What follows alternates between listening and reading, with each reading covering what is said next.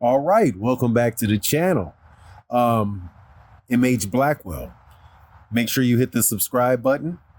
This is my personal YouTube channel, separate from Fanon International Boxing, where we talk boxing all the time. So welcome back to all the supporters from Fanon International Boxing and all the supporters on this channel, MH Blackwell. In this conversation, I wanted to share my thoughts on a controversial issue, and it is one that is violence and interracial violence, and want to point out just the irony of everything from my point of view, where life and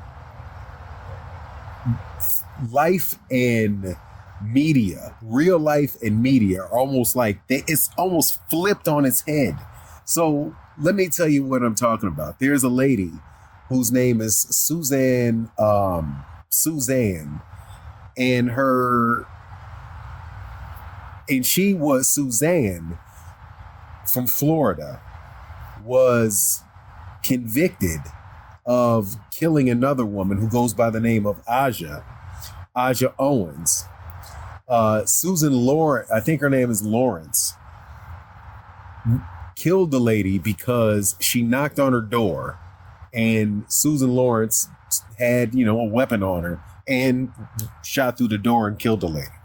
The background on it was, obviously, Lawrence is a white lady, Aja Owens is a black woman, and there was a issue about the ultimate perpetrator, Susan, having been verbally abusive and going into racial tirades and all of that at the children of Miss Owens. So there was so basically this lady is being called a Karen, or somebody that is a racist, because people around there had her use those slurs before. And ultimately she winds up killing Aja Owens, who was like I think she was amazing. She's like 5'7" and maybe 290 pounds.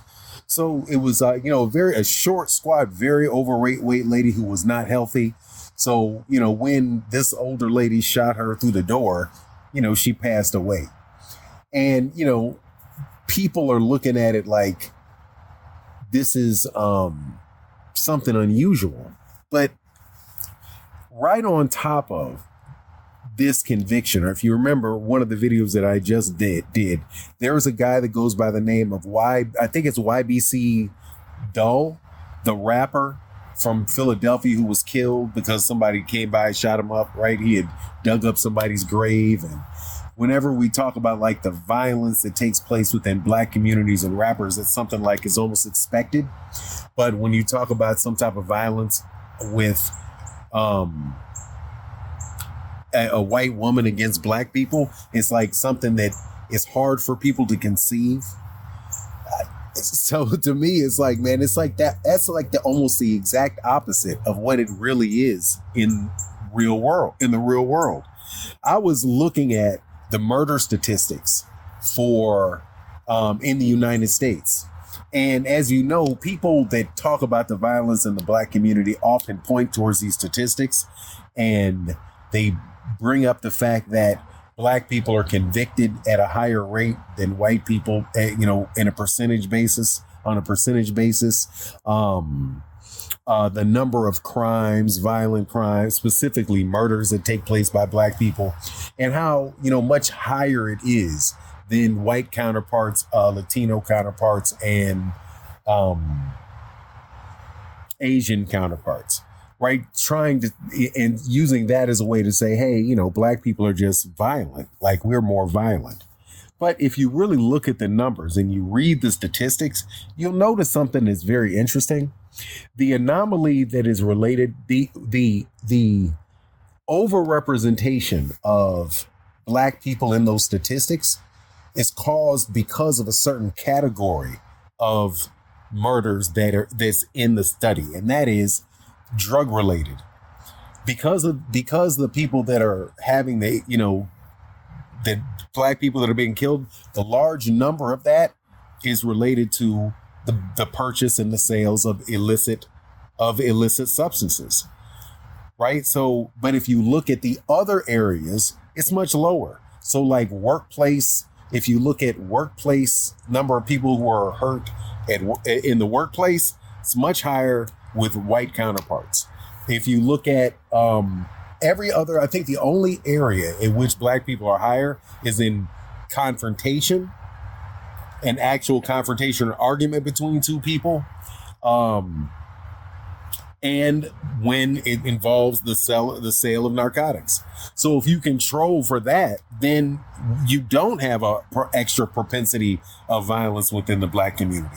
And I think that it's fair to associate when you have something like, people buying and selling an illicit good, and there's all that amount of money on that, associated with it.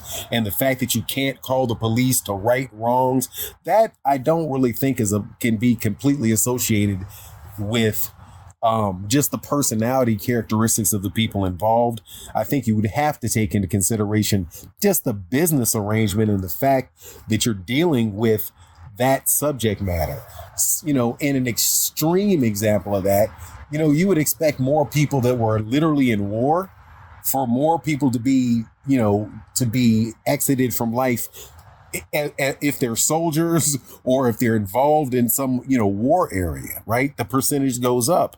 Well, to a lesser extent, you would have to think that the trade of narcotics would be considered something approximating that, right? Where you're having people that are really have, that's the only way that you go about it, is part and parcel of the business. If there were more people as a percentage in higher income areas involved in it, you don't have them going all the way to that end as often. So really, the statistics don't point to some inherent propensity to create violence, and more a socioeconomic situation that causes it. Now, or that is at least a major contributor of it. So then beyond that, just look at the tremendous amount of violence that is actually caused by Europeans in America and in America on other countries. And you'll see there's no comparison to the amount of actual violence that is being perpetrated and who the people on this planet are that are really perpetrating all the violence. It's not the people with the cap guns, relatively speaking, cap guns in bad neighborhoods. No, it's the people that got the planes flying over you, dropping carpet dropping stuff on your head. Those are the truly violent ones. So you would have to, that's the people that are truly perpetuating it, right? In an actual sense. So just think backwards for them to the people that really encourage them to do it. And you wind up back at home with this lady, Susan Lawrence, who in her life has no problem pretending like she was afraid of somebody when she was actually the real aggressor in the situation. Right? But she turns it on her head. I was so afraid of this big bad black lady, right? Just turns it completely on her head. Just like when Donald Trump or somebody else wants to go into a country and, it's because we're defending ourselves by going all the way over there. We're afraid. They would never use the language afraid. Right? But they're going to protect us. Same type of thing, man. So anyway, I just thought the whole thing was interesting. Let me know what you think in the comment section. And with that, I'm out. Peace, and thank you for supporting me over on this channel. Deuces.